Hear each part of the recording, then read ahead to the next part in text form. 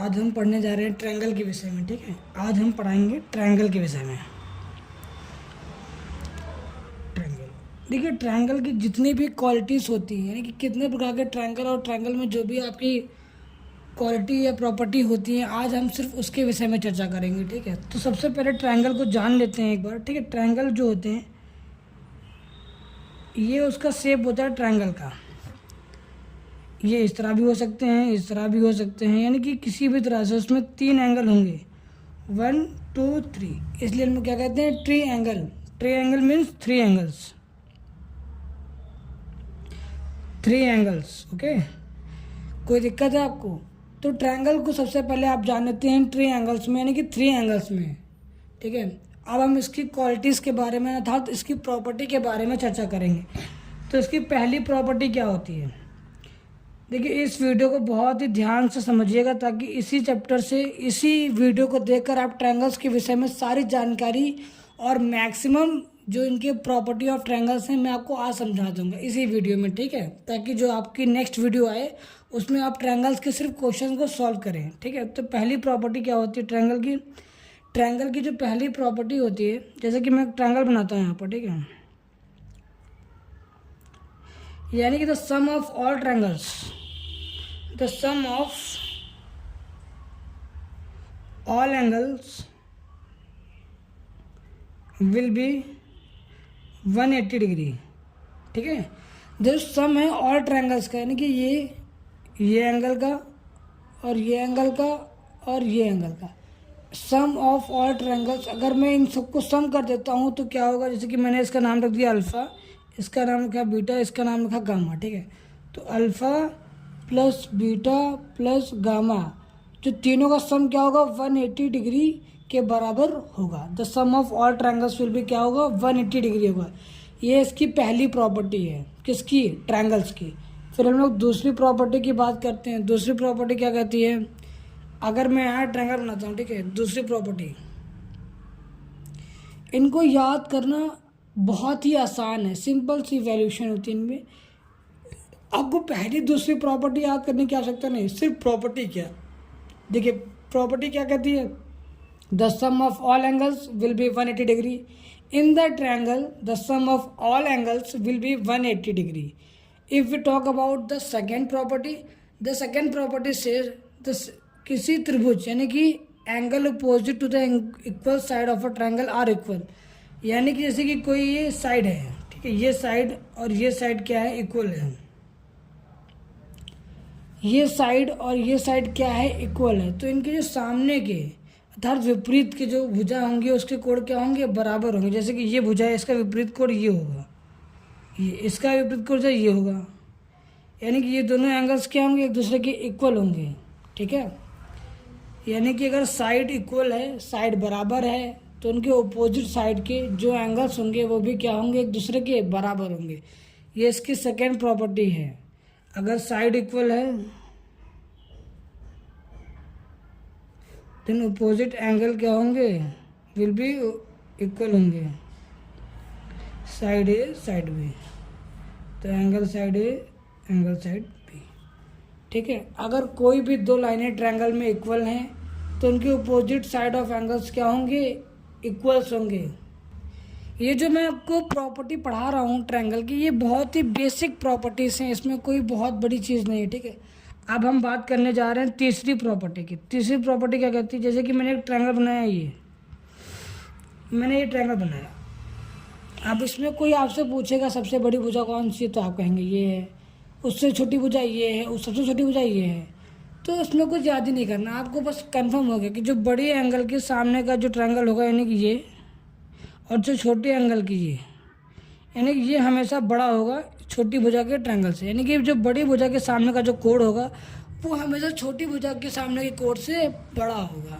कोई याद नहीं करना, आपको सिर्फ समझ लेना है। बड़ी भुजा के सामने का कोण क्या होगा? बड़ा होगा। छोटी भुजा के सामने का कोण क्या होगा? छोटा होगा। सीधी सी बात है। फिर प्रॉपर्टी 4 की बात करते हैं हम लोग। ठीक है, प्रॉपर्टी 4 कहती है यदि त्रिभुज की किसी भुजा को बढ़ाया जाता है तो इस प्रकार बनना बाह्य कोण। तो सबसे पहले मैं डायग्राम से समझा देता हूँ आपको। ठीक है, जैसे कि मैंने डायग्राम बनाया कि प्रॉपर्टी 4 का, अब इस एंगल को क्या किया जाता है, इंक्रीज किया जाता है। जैसे कि मैं इसको ऐसे इंक्रीज करता हूँ, ये बढ़ा दिया मैंने। आप इसको यहाँ से भी कर सकते हैं, वहाँ कहीं से भी उसको बढ़ा सकते हैं, ठीक है। लेकिन आपको एंगल्स घुमा देना होगा समझने के लिए। अगर आप मैं ऐसे खींच दूंगा तो आपको समझाने में मुझे प्रॉब्लम होगी, ठीक है। तो कोई दिक्कत नहीं, वो समझ लेते हैं। जो भी क्वेश्चन आते हैं वो इसी टाइप में आते हैं। अगर कोई ट्रायंगल है, ठीक है, उसकी जो लाइन है उसको बढ़ाया जाता था, उसकी भुजा को बढ़ाया जाता है। तो ये जो कोण यहाँ बनेगा, ये जो कोण यहाँ बनेगा, ये इन दो कोणों का क्या होगा, सम के बराबर होगा। यानी कि ये जो एंगल मैंने बनाया है आपके लिए, ये इन दोनों का क्या होगा, सम होगा, ठीक है। यानी कि आउटर जो एंगल है वो the sum of opposite side of inner angles. समझ में आ रहा है आपको। यानी कि ये जो एंगल मैंने बनाया थीटा जो है, ये अल्फ़ा और बीटा एंगल्स के सम के बराबर होगा। यानी कि theta will be equal to alpha plus beta angles. इन दोनों एंगल्स के क्या होगा, बराबर होगा। कोई डाउट नहीं है, आपको समझ में आना चाहिए आपको, ठीक है। पांचवी प्रॉपर्टी की बात करते हैं। तो जो पांचवी प्रॉपर्टी है वो क्या कहती है, पांचवी प्रॉपर्टी मैं बताता हूँ। देखिए पांचवी प्रॉपर्टी कहती है किसी त्रिभुज में, पहले मैं इसका डायग्राम बनाता हूँ। जैसे कोई त्रिभुज मैंने बनाया कोई, ठीक है। किसी त्रिभुज, एक त्रिभुज में एक आधार कोण के आंतरिक समद्विभाजक, यानी कि यहाँ से मैं एक और समद्विभाजक एंगल बनाता हूँ यहाँ से ऐसे, और दूसरे आधार कोण के, यानी कि जैसे कि यहाँ, इसको यहाँ पुट कर देता हूँ। समझ में आ रहा है आपको। मैंने एक एंगल बनाया, ट्रायंगल बना दिया, इसके आधार कोण से मैंने एक आउटर समद्विभाजक खींचा। इसको, इन दोनों को दो भागों में डिवाइड कर रहा है, इस एंगल को थीटा, तो ये कितना होगा, θ/2 होगा, ठीक है। इस यहाँ तक मैंने काटा इसको। तो देखिए शीर्ष कोण, देखिए जो कोण है बना कोण शीर्ष के कोण का आधा होते हैं। यानी कि ये जो कोण होगा वो हमेशा इस कोण का आधा होगा, ये जो मैंने बनाया है। अब इस देखिए फिर से समझा देता हूँ आपको बनाकर। देखिए जैसे कि मैंने ये बनाया आपको त्रिभुज, इसको सिर्फ आपको मुँह जुबानी याद रखना है, इसमें कोई बहुत बड़ी बात नहीं है। मैंने ये ट्रायंगल बनाया आपके लिए, ठीक है। फिर मैंने क्या किया, इस ट्रायंगल से यहाँ मैं लाइन खींचता हूँ ऐसे, इस आधार कोण से इस आधार कोण तक, ये मैंने बना दिया, ठीक है। तो अब जो एंगल ये है, ये थीटा अगर है तो ये जो एंगल मैंने बनाया आपको, ये कितना होगा, θ/2 हो जाएगा। ये इसकी प्रॉपर्टी नंबर 4 कहती है। प्रॉपर्टी नंबर 4 यही कहती है, ठीक है। ये प्रॉपर्टी नंबर 5 है, ठीक है। मैंने 4 बोल दिया था गलती से, ठीक है। अब बात करते हैं प्रॉपर्टी नंबर 6 के विषय में, ठीक है। तो सबसे पहले मैं इसका एक डायग्राम बना लेता हूँ, ठीक है। जैसे कि मैंने ये बनाया ट्रायंगल, इसके बीच मैंने एक समद्विभाजक लाइन खींच दी, जैसे कि ये समद्विभाजक का मतलब था किसी भी चीज़ को दो बराबर भागों में बांटने वाली चीज़ को हम लोग समद्विभाजक कहते हैं या बायसेक्टर कहते हैं। बायसेक्टर का मतलब क्या होता है, किसी भी चीज़ को दो बराबर हिस्सों में बांटना। जैसे कि आज के ज़माने में घरों में देखने को मिलता है कि घरों को बराबर हिस्सों में बांट देना, दैट इज़ कॉल्ड बायसेक्टर, ठीक है। फिर मैं अगर इस भुजा को बढ़ाता हूँ, जैसे कि ये बढ़ाई मैंने, और यहाँ पर जो एंगल बनेगा, ठीक है। तो इस पर बात करते हैं। इसमें लिखा है यदि त्रिभुज, मैं इसका नाम देता हूँ ABC ताकि आपको समझ में आए। यदि त्रिभुज ABC को BC को D तक बढ़ाया जाता है, अगर BC को मैं D तक बढ़ाता हूँ, ठीक है, तो एंगल A का जो समद्विभाजक है, क्या होगा, एंगल A का जो समद्विभाजक है भुजा बिंदु BC से, यानी कि ये एंगल A को, ये जो समद्विभाजक लाइन मैंने खींची है, ये क्या कर रही है, एंगल A को दो बराबर हिस्सों में बांट रही है, ठीक है। मैंने एक एंगल बनाया ABC, फिर BC को D तक बढ़ा दिया, फिर एंगल A को बराबर हिस्सों में काटने वाली मैंने एक लाइन बना दी, इसको नाम मैंने E दे दिया, D कुछ भी दे दिया, ठीक है। तो जो एंगल ABC होगा, यानी कि ये जो एंगल होगा, और दूसरा एंगल जो ACD होगा, ठीक है, ये जो एंगल होगा, ये हमेशा दोगुना होगा किसके, AEC के, यानी कि इसके। मैं कहूँगा यानी कि angle ABC plus angle ACD, ये हमेशा दोगुना होगा किसके, एंगल AEC के, यानी कि एंगल AEC के क्या होगा, दोगुना होगा। ABC ACD क्या होगा, बराबर होगा, दोगुना होगा हमेशा AEC के, ठीक है। ये रूल नंबर 6 है। ये देखिए, ये रूल और एक ये रूल, आपको थोड़ा सा कन्फ्यूजन नहीं है क्योंकि इसमें एक बाइसेक्टर है, इसमें बाइसेक्टर नहीं, इसमें सम ऑफ दिस है, इसमें sum of this will be the already equal to double of sum of this, ठीक है, multiple of 2 of angle E. ये छठा रूल रहा, ठीक है। फिर मैं बात करता हूँ सातवें रूल की, ठीक है। सातवें में क्या होता है, सातवें में क्या करता हूँ आपको, देखिए पहले मैं एक ट्रायंगल बना लेता हूँ, ठीक है। तो देखिए मैं बता रहा हूँ कोई, ये जो मैंने एंगल ए बी सी बनाया, ठीक है, तो इसमें पहले मैं डालता हूँ परपेंडिकुलर, ठीक है। परपेंडिकुलर की सिर्फ एक खासियत होती है कि वो 90 डिग्री पर होता है, ठीक है। फिर मैं इसमें डालता हूँ एक बाइसेक्टर। बाइसेक्टर मैंने आपको बताया जो एंगल ए को दो बराबर हिस्सों में बांटेगा, ठीक है। एंगल ए को जो बाइसेक्टर, इसका नाम देता हूँ ई, इसको देता हूँ डी, जो 90 डिग्री पर है। तो एंगल ई जो है ये एंगल ए को बराबर दो हिस्सों में डिवाइड कर देता है, ठीक है। तो जहाँ पर जो एंगल ये है, ये जो एंगल इनके बीच बनेगा डी ए ई, मैं निकाल के देता हूँ आपको, ये देता हूँ, ये डी है, ये ई है, ये ए है। तो जो डी ए ई है यानी कि ये जो एंगल है, ये जो होगा ये एंगल बी और एंगल सी के डिवाइड माइनस कर देंगे कि आधे के बराबर होगा, यानी कि इस एंगल के माइनस करने के बाद जो सब्ट्रैक्ट करने के बाद आएगा उसको आधा करने पर एंगल डी ए ई यानी कि ये एंगल निकल के आ जाएगा। ये क्या है, प्रॉपर्टी नंबर 7 है।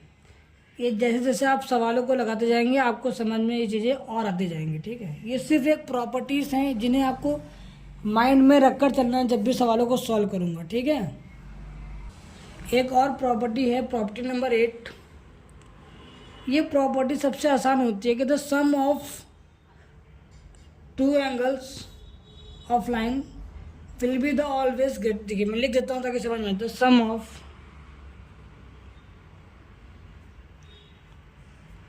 Of two line in triangle will be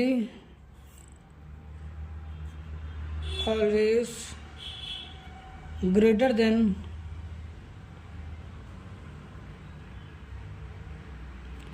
other one. Other one कह लीजिए या थर्ड वन कह लीजिए, यानी कि जो sum of two lines in triangle, यानी कि जो लाइन में ट्रायंगल होते हैं, जैसे कि मैं कहता हूँ ये, अगर मैं किन्हीं भी दो लाइनों को जोड़ता हूँ तो ये दोनों का जो सम होगा यानी कि जो एडिशन होगा वो हमेशा इस लाइन से क्या होगा, बड़ा होगा। ये इसकी 8.1 क्वालिटी है। 8.2 क्या है, अगर मैं इन दोनों को माइनस कर देता हूँ तो ये हमेशा छोटी होगी किसी तीसरी लाइन से। यानी कि मैंने अगर नाम रखा है इसका ए, इसका नाम रखा बी, इसका नाम रखा सी, तो A plus B always greater than C and A minus B always less than C. That's called rule number of 8। अगर मैं 9th रूल नंबर की बात करता हूँ, 9th प्रॉपर्टी की बात करता हूँ, तो ये एरिया की बात करती है किसी भी ट्रायंगल के। किसकी बात करती है, एरिया की बात करती है। तो एरिया के कुछ फॉर्मूले होते हैं, जैसे कि पहला फॉर्मूला मैं देता हूँ आपको 9.1 में देता हूँ, 1 बेस इंटू हाइट।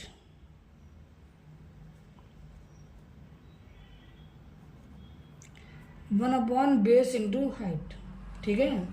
कोई दिक्कत है आपको, नहीं होनी चाहिए।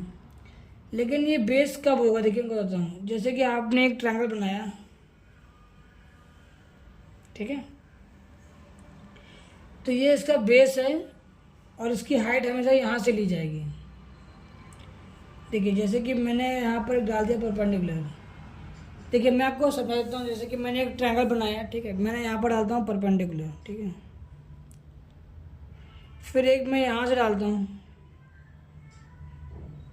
इस लाइन पर, फिर एक डालता हूँ यहाँ से,